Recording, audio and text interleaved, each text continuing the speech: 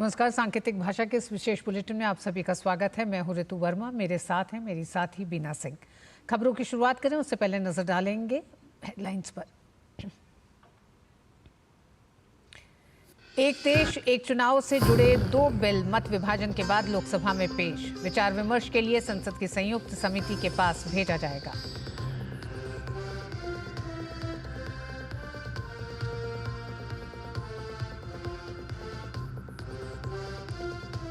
राज्यसभा में संविधान पर विशेष चर्चा का दूसरा दिन। जेपी नड्डा ने की शुरुआत। कांग्रेस पर बोला हमला। शाम 5:30 बजे गृहमंत्री अमित शाह देंगे जवाब।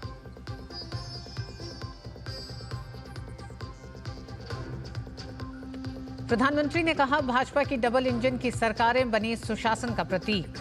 राजस्थान में भाजपा सरकार गठन की पहली वर्षगांठ पर किया 46,400 करोड़ रुपए की योजनाओं का शुभारंभ।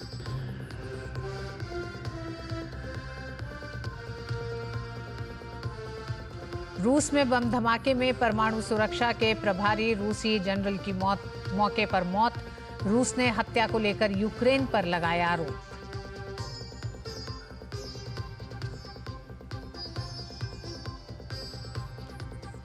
और केंद्रीय खेल मंत्री मनसुख मांडविया ने मेजर ध्यानचंद राष्ट्रीय स्टेडियम में किया फिट इंडिया साइकिलिंग ट्यूसडे का शुभारंभ। कहा पीएम नरेंद्र मोदी के फिट इंडिया मूवमेंट को लेकर लोगों में बढ़ रहा है उत्साह।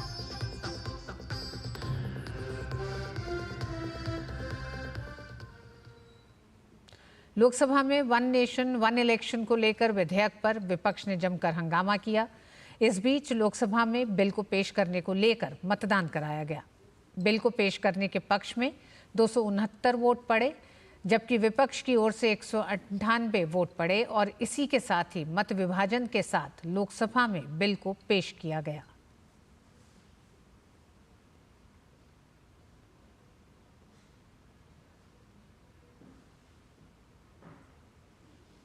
वन नेशन वन इलेक्शन से संबंधित बिल को लेकर कांग्रेस, टीएमसी समेत कुछ विपक्षी दलों ने इसे संविधान के खिलाफ बताकर हंगामा किया और इसे जेपीसी को भेजने की मांग की। कानून मंत्री अर्जुन राम मेघवाल ने इसे जेपीसी को भेजने का प्रस्ताव किया। जो ये चर्चा हुई है इसका जवाब देने के बाद जो नियम 74 है जिसमें मैं एप्रोप्रिएट जो मोशन ला करके और जेपीसी के गठन का प्रस्ताव निश्चित रूप से करूंगा। निश्चित रूप से जेपीसी के गठन का प्रस्ताव करूंगा। रूल 74 के तहत जेपीसी के गठन का प्रस्ताव है और सरकार की इच्छा भी है। वहीं गृहमंत्री अमित शाह ने सदन को साफ किया कि प्रधानमंत्री भी चाहते थे कि इस बिल को जेपीसी में भेज दिया जाना चाहिए। पीएम ने स्वयं मंशा जताई थी कि इस बिल को जेपीसी को भेज देना चाहिए। जब ये संविधान सुधार का विधेयक संवैधानिक संशोधन जब कैबिनेट में चर्चा में आया तब प्रधानमंत्री जी ने स्वयं मंशा व्यक्त करी थी कि इसको जेपीसी को देना चाहिए।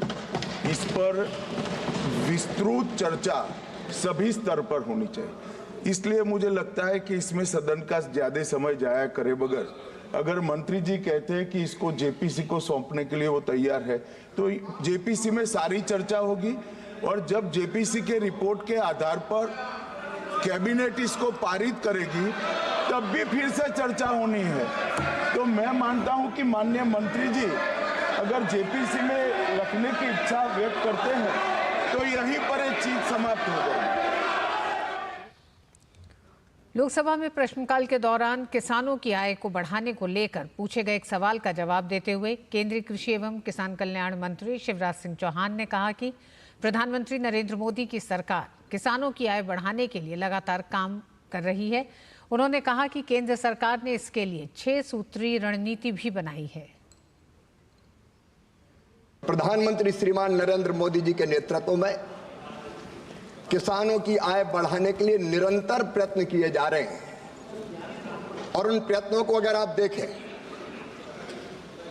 तो हमने 6 सूत्रीय रणनीति बनाई है। पहला, उत्पादन बढ़ाना। दूसरा, उत्पादन की लागत कम करना। तीसरा, उत्पादन के ठीक दाम देना। चौथा, अगर प्राकृतिक आपदा आए तो नुकसान की भरपाई करना। पांचवा, कृषि का विविधीकरण। और छठवां, जैविक और प्राकृतिक खेती को प्रोत्साहन। और इन उपायों के परिणाम स्वरूप माननीय अध्यक्ष महोदय 2019 में माननीय प्रधानमंत्री जी ने एक क्रांतिकारी फैसला किया कि फसलों के दाम, जो उत्पादन की लागत है उस पर कम से कम एमएसपी के दाम 50% लाभ देकर घोषित किए जाएंगे, और तब से घोषित हो रहे हैं लगातार। संविधान की 75 साल की गौरवशाली यात्रा पर राज्यसभा में विशेष चर्चा का आज दूसरा दिन है।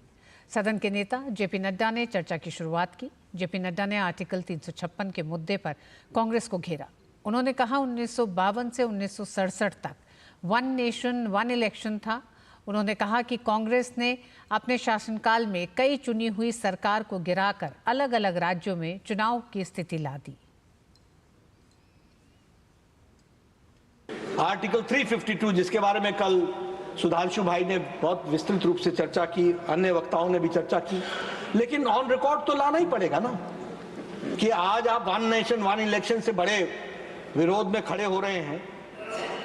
ये आपके कारण वन नेशन वन इलेक्शन लाना पड़ रहा है, क्योंकि आपने जो 1952 से 1967 तक वन नेशन वन इलेक्शन था, उसको आपने आर्टिकल 352 लगा करके स्टेट्स को बारंबार चुनी हुई सरकारों को गिरा करके आपने कई राज्यों में अलग अलग चुनाव की परिस्थिति ला करके खड़ी कर। प्रधानमंत्री नरेंद्र मोदी ने जयपुर में 1 वर्ष परिणाम उत्कर्ष समारोह को संबोधित किया। इसका आयोजन राजस्थान सरकार का 1 वर्ष पूरा होने पर किया गया।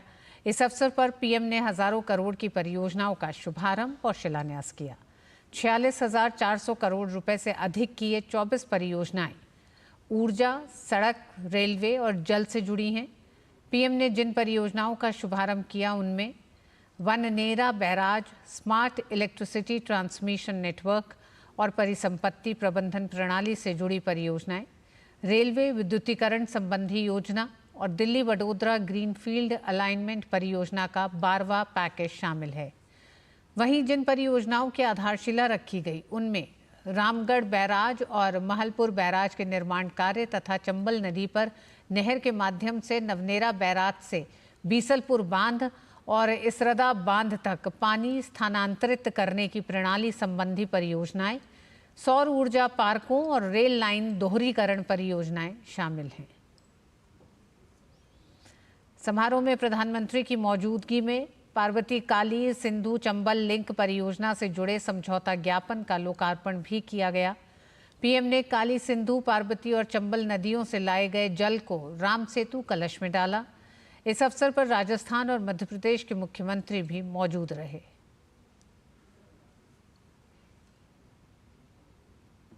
प्रधानमंत्री ने अपने संबोधन में कहा कि आज भाजपा की डबल इंजन की सरकारें सुशासन का प्रतीक बन रही हैं। पीएम ने कहा कि आज देश के लोग कह रहे हैं कि भाजपा सुशासन की गारंटी है। पीएम ने कहा कि इसी वजह से देश की जनता भाजपा को लगातार आशीर्वाद दे रही है। 8 साल के बाद भारत के जनता ने तीसरी बार केंद्र में सरकार बनाई है। लगातार तीसरी बार हमें देशवासियों की सेवा करने का अवसर दिया है, आशीर्वाद दिए हैं।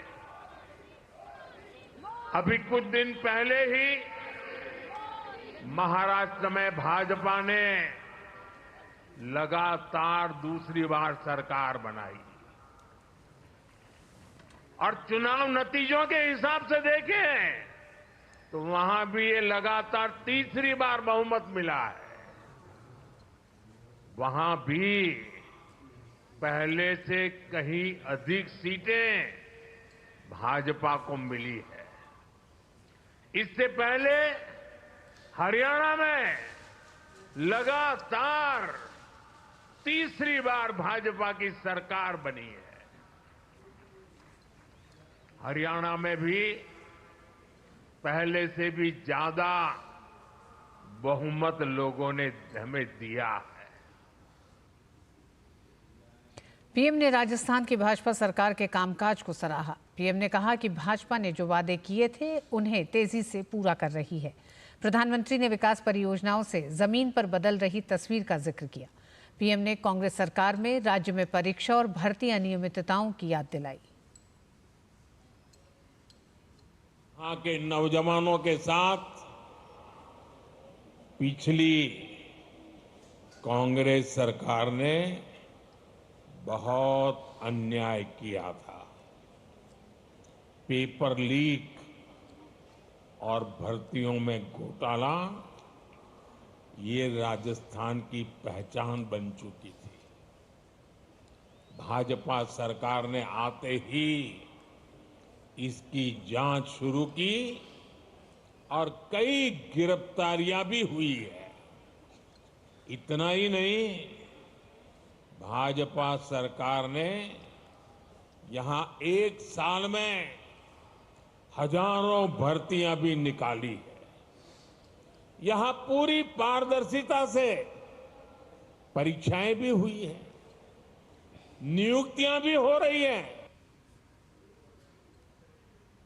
राजस्थान सरकार के 1 वर्ष पूरा होने पर प्रधानमंत्री द्वारा राजस्थान को 24 नई परियोजनाओं की सौगात मिली है। इस अवसर पर राजस्थान के मुख्यमंत्री भजनलाल शर्मा ने कहा कि मुख्यमंत्री जल स्वावलंबन अभियान के तहत हमने सरकार बनते ही गांव में वर्षा जल संचयन के लिए 1 लाख से अधिक कार्य शुरू किए, जिससे पीने एवं खेती के लिए स्थानीय स्तर पर पानी की उपलब्धता में व्यापक सुधार हो रहा है। राजस्थान के लिए बहुत जरूरी वर्षा के पानी के गांव में ही संचय एवं संग्रहण के लिए मुख्यमंत्री जल स्वावलंबन अभियान के तहत हमने 1 लाख से अधिक कार्यों को सरकार बनते ही प्रारंभ कराया, जिसमें पीने एवं खेती के लिए स्थानीय स्तर पर ही पानी की उपलब्धता में व्यापक सुधार हो रहा है। आज का दिन राजस्थान के इतिहास में इस बात के लिए भी याद किया जाएगा कि आज ही के दिन में ही राज्य में 1 लाख करोड़ रुपए से अधिक की विभिन्न विकास परियोजनाओं का लाभ जनता जनार्दन को देने का मार्ग भी प्रशस्त हुआ है। राष्ट्रपति द्रौपदी मुर्मू आंध्र प्रदेश के गन्नावरम एयरपोर्ट पर पहुंची, जहां मुख्यमंत्री चंद्रबाबू नायडू और उप मुख्यमंत्री पवन कल्याण ने गर्मजोशी से उनका स्वागत किया। इसके बाद राष्ट्रपति मंगलागिरी में अखिल भारतीय आयुर्विज्ञान संस्थान पहुंची।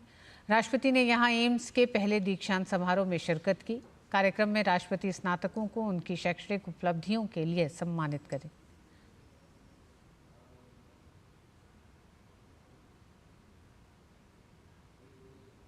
केंद्रीय शिक्षा मंत्री धर्मेंद्र प्रधान ने कहा है कि नेशनल टेस्टिंग एजेंसी में सुधार के लिए गठित डॉक्टर राधाकृष्णन समिति की सिफारिशों को अगले शैक्षणिक सत्र से लागू किया जाएगा। आज एक प्रेस कॉन्फ्रेंस को संबोधित करते हुए उन्होंने कहा कि एनटीए अब केवल उच्च शिक्षण संस्थानों में दाखिले के लिए प्रवेश परीक्षाएं आयोजित करेगा।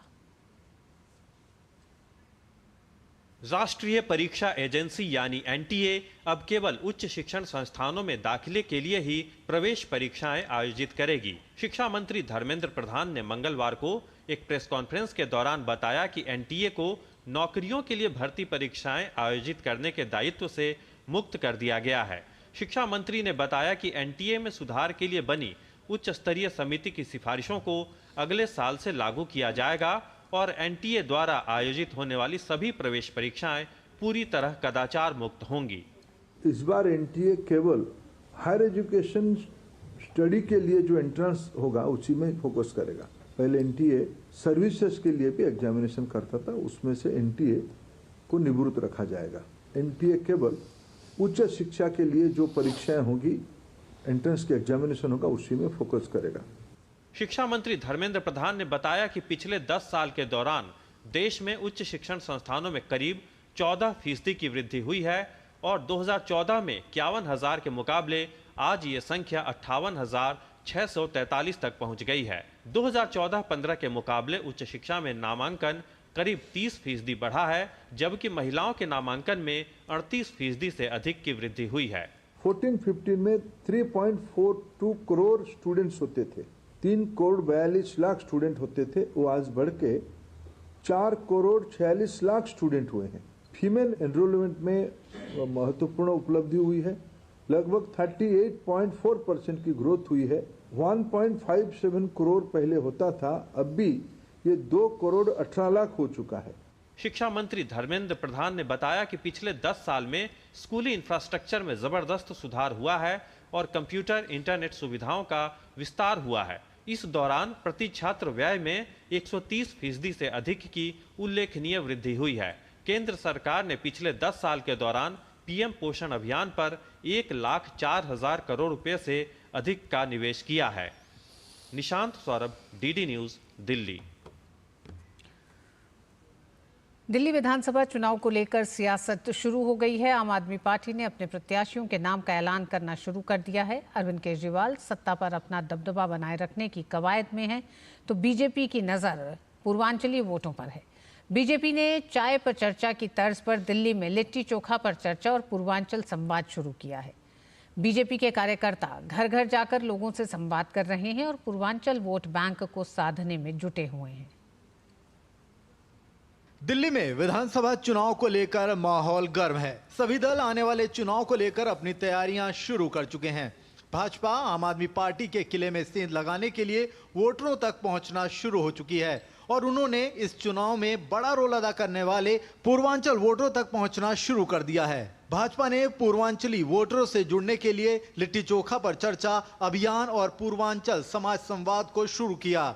दिल्ली विधानसभा चुनाव में अब मुश्किल से 2 महीने बाकी हैं। सियासी दल अलग अलग किस्म की तैयारियों के साथ मैदान में हैं, लेकिन उनकी सबसे बड़ी चुनौती पूर्वांचली वोटरों को अपने साथ जोड़ना है, क्योंकि दिल्ली की सियासत की चाबी इनके पास ही है। 1,52,01,936 मतदाताओं में से पूर्वांचली वोटरों की संख्या करीब 40-42 लाख के आसपास है। इसी को ध्यान में रखकर बीजेपी ने दिल्ली पूर्वांचल मोर्चा और पूर्वांचल मोर्चा समितियों के पदाधिकारियों को मैदान में उतारा है। प्रत्येक बूथ पर पूर्वांचल से संबंधित कार्यकर्ताओं की टीम तैयार की गई है। इनके सहयोग से ही चुनावी कार्यक्रम को आगे बढ़ाने का प्लान है। पूर्वांचली मोर्चा के पदाधिकारी गौरव गोरखपुरी के नेतृत्व में उनकी टीम दिल्ली के नॉर्थ एवेन्यू में पहुंची और जनता के बीच में जाकर केजरीवाल की विफलता को उनके सामने रखा। पानी की समस्या तो शुरू से रही है, जब से इसकी सरकार आई है केजरीवाल की समस्या ही समस्या हो गई है। फ्री का एक हर्जाना हम लोग भुगत रहे हैं, जो प्रदूषण है, जो टूटी सड़कें हैं, जो बेरोजगारी है दिल्ली के अंदर, ये सब फ्री का जुर्माना है जो हम लोग भुगत रहे हैं। दिल्ली में भी चुनावी घमासान शुरू हो चुका है और भारतीय जनता पार्टी अब अपने कार्यकर्ताओं के साथ डोर टू डोर वहां पर जाकर के संवाद करी और इन्होंने इसको नाम दिया है पूर्वांचल समाज संवाद। अभी जो हम लोग काम कर रहे हैं वो पूर्वांचल समाज संवाद कर रहे हैं, जिसमें अलग अलग स्थानों पे हम लिट्टी चोखा की पार्टी का आयोजन कर रहे हैं। लोगों को जोड़ रहे हैं, समाज को जोड़ रहे हैं। पूर्वांचल में आपको बताना चाहेंगे बहुत बड़ा डेमोग्राफी में चेंज आया दिल्ली में, जहाँ पे आज पूर्वांचलियों की संख्या लगभग 30 से 33% हो गई है और उसको कैप्चर कर लिया था अरविंद केजरीवाल ने। लेकिन अब ये सभी त्रस्त हैं उनसे। दिल्ली को भी दे डबल इंजन की रफ्तार, अब की बार भाजपा सरकार। यमुना में लगा सके डुबकी बार बार, अब की बार भाजपा सरकार। प्रदूषण में ना हो बच्चों के फेफड़े बेकार, अब की बार भाजपा सरकार। बीजेपी प्रदेश पूर्वांचल मोर्चा पदाधिकारियों का दावा है कि दिल्ली की 70 विधानसभाओं में से 17 विधानसभा पूर्वांचली बहुल हैं। वेस्ट दिल्ली का विकासपुरी, साउथ वेस्ट दिल्ली का द्वारका, मटियाला, नॉर्थ दिल्ली का मॉडल टाउन, बुराड़ी, करावल नगर, सीमापुरी, बादली, किराड़ी, नांगलोई, उत्तम नगर, पड़पड़गंज, लक्ष्मी नगर, संगम विहार, बदरपुर, पालम, देवली, राजेंद्र नगर में पूर्वांचली वोटर्स की संख्या अच्छी खासी है। Mukesh Shukla, DD news, Delhi. संभल में प्राचीन शिव मंदिर के कुछ दूरी पर एक कुएं को खोदने का काम जारी है। प्रशासन ने 46 साल बाद खुले शिव मंदिर के प्रशासन की कार्रवाई लगातार जारी है। संभल में प्राचीन शिव मंदिर से कुछ ही दूरी पर आप इस मस्जिद को देख रहे होंगे और मस्जिद के बाहर अब कुएं की खुदाई हो रही है और इस समय यहाँ पर एक खुदाई चल रही है। कल इस कुएं की खुदाई की शुरुआत हुई थी और अब इसको फिर से खोदा जाने लगा है। हमारे साथ यहाँ के पार्षद मौजूद हैं। सर, इस कुएं की खुदाई होने की वजह क्या है? ये जो अधिकारी कल आए थे, उन्होंने देखा चबूतरा बना हुआ, तो बोले ये क्या है, कुआं है। वो पूछा उन्होंने क्या होता है, मैंने कहा वजू होता, नमाजी ज़्यादा हो जाते हैं मस्जिद में तो वजू यहीं हो जाता है बाहर। अब वो बोले इसे खुलवा दिया जाए ताकि लगे कुआं है। 3 फीट इसकी खुदाई होगी, उस पर जाल लगा दिया जाएगा। तो 3 फीट इसकी खुदाई होगी और उसके बाद इस पर जाल लगा दिया जाएगा। आप देख सकते हैं कि अभी इस कुएं को खोदा जा रहा है। हालांकि इसका इतिहास क्या है ये अभी सामने नहीं आया है, लेकिन संभल में प्रशासन की अतिक्रमण मुक्त कार्रवाई कुछ इस तरीके से चल रही है। फिलहाल ये प्राचीन शिव मंदिर से कुछ मीटर की दूरी पे मस्जिद है जहां पर खुदाई चल रही है। कैमरा पर्सन रमाकांत के साथ निशांत राय, डीडी न्यूज, संभल। बिहार के बोधगया में श्रीलंका के राष्ट्रपति अनुराग कुमार दिसानायके पहुंचे। इस दौरान गया एयरपोर्ट पर उनका स्वागत बिहार सरकार के मंत्री डॉक्टर प्रेम कुमार ने राज्य के अधिकारियों के साथ श्रीलंका के राष्ट्रपति का स्वागत किया। श्रीलंका के राष्ट्रपति ने गया पहुंचकर महाबोधि मंदिर में दर्शन कर पूजा अर्चना की। मंदिर के महासचिव ने श्रीलंका के राष्ट्रपति के मंदिर दौरे को महत्वपूर्ण बताया और कहा कि भारत की सांस्कृतिक धरोहर दुनिया में अपनी पहचान रखती है, इसीलिए श्रीलंका के राष्ट्रपति ने महाबोधि मंदिर में दर्शन कर पूजा अर्चना की। राष्ट्रपति की इस यात्रा से भारत श्रीलंका के सांस्कृतिक और धार्मिक संबंधों को और अधिक सुदृढ़ करने की संभावना है। बिहार का बोधगया वह स्थान है जहां भगवान बुद्ध ने ज्ञान प्राप्त किया था। श्रीलंका के बौद्ध श्रद्धालुओं के लिए सदैव आस्था का एक महत्वपूर्ण स्थल रहा है। बता दें कि श्रीलंका के राष्ट्रपति 3 दिवसीय भारत के दौरे पर हैं। सितंबर महीने में पदभार संभालने के बाद उनकी पहली विदेश यात्रा है। बोधगया आने से पहले दिल्ली में श्रीलंका के राष्ट्रपति ने राष्ट्रपति द्रौपदी मुर्मू, पीएम नरेंद्र मोदी समेत कई दिग्गज नेताओं से मुलाकात की थी। श्रीलंका राष्ट्रपति का पहला जो विदेश यात्रा है भारत, इसी से हम सब उम्मीद कर सकते हैं कितना ऐतिहासिक है और भारत को कितना मानते हैं। मंदिर जहां महाबोधि सोसाइटी ऑफ इंडिया है, महाबोधि सोसाइटी ऑफ इंडिया का भी दर्शन किए हैं। ये जगह है, ये विश्व के लिए एक शांति की जगह है। मॉस्को में मंगलवार को रूसी सशस्त्र बल के एक वरिष्ठ जनरल की हत्या हो गई है। ये विस्फोट मॉस्को में हुआ। जनरल इगोर किरिलोव एक आवासीय ब्लॉक से निकल रहे थे जब स्कूटर में छिपाकर रखे गए बम में विस्फोट हुआ। रूस की जांच समिति के अधिकारियों ने बताया कि किरिलोव के सहायक की भी विस्फोट में मौत हो गई है। यूक्रेनी सूत्रों ने दावा किया है कि देश की सुरक्षा सेवा ने मॉस्को में एक विशेष अभियान में रूसी लेफ्टिनेंट जनरल इगोर किरिलोव को मार गिराया है।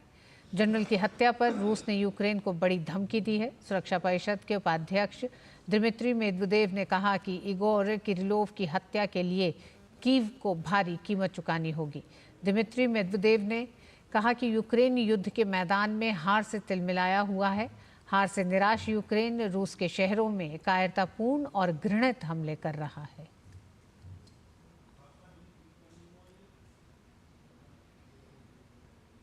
इस सप्ताह 8 आईपीओ खुलने के साथ ही आईपीओ, क्यूआईपी और राइट्स इशू के माध्यम से भारतीय कंपनियों की इक्विटी फंड राशि 3 लाख करोड़ के आंकड़े को पार कर गई है।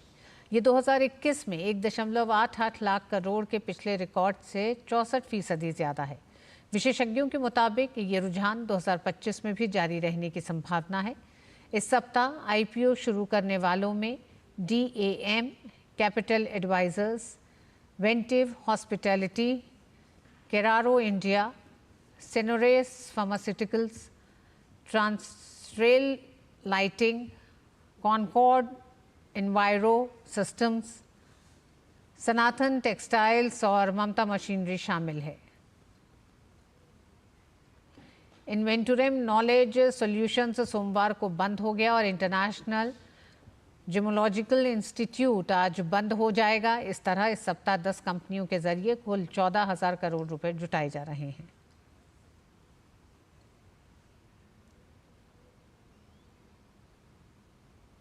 केंद्रीय खेल मंत्री मनसुख मांडविया ने फिट इंडिया साइकिलिंग ट्यूसडे मुहिम की शुरुआत की। इस मौके पर केंद्रीय खेल मंत्री के साथ केंद्रीय खेल राज्य मंत्री रक्षा खड़से, सांसद तेजस्वी सूर्या ने मेजर ध्यानचंद राष्ट्रीय स्टेडियम से रायसीना हिल्स तक साइकिलिंग करते हुए फिट इंडिया का संदेश दिया। प्रधानमंत्री नरेंद्र मोदी के फिट इंडिया अभियान को आगे ले जाते हुए केंद्रीय खेल मंत्री मनसुख मांडविया ने फिट इंडिया साइकिलिंग ट्यूसडे मुहिम की शुरुआत की।